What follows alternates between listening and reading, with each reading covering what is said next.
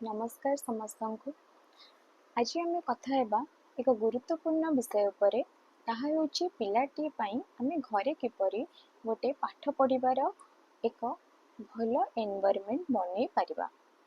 पिला माने आजिकाली खट उपरे हो सोफा उपरे हो जेउठी भी हो बापा माँ माने सेमानंकु बसी देउछन्ती पाठ पढ़िबा पई, किंतु सेपरि पाठ पढ़ले पाठ ठीक रे मने रहे नाही।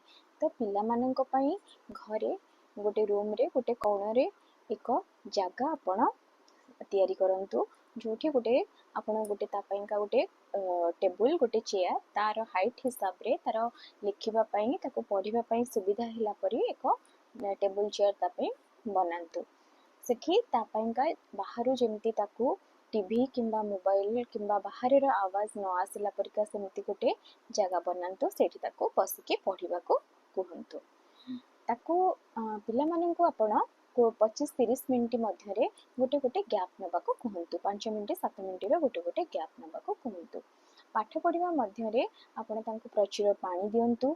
अल्प अल्प छोट छोट आहार दियंतु, माने छोट हल्का खाइबा किछि फ्रूट्स दियंतु। सफिशिएंट पानी दियंतु पीबा को। हाँ आउ गोटे बहुत बड़ कथा, पिला माने जहाँ पढ़ुचंती सेमानंकु आपण चार्ट माध्यम रे मने रखिबा को कहंतु, जहाँ कि आम माइंड जल्दी मने रखी थाए। आमे पढ़िबाठु आमे जदि ताको चार्ट आकार रे बनै कि मने रखंती सेटा बहुत जल्दी आम माइंड ताको एक्सेप्ट कर दी थाए। तो सेमानंकु से हिसाब रे मने रखिबा को कहंतु। सेटा बहुत अट्रैक्टिव भी हे थाए आ जल्दी भी मने रही जाय थाए। पिला मानंकु डेली एक्सरसाइज करबा को कहिथांतु, कहंतु डेली किछि ना किछि एक्सरसाइज करंतु सेमाने।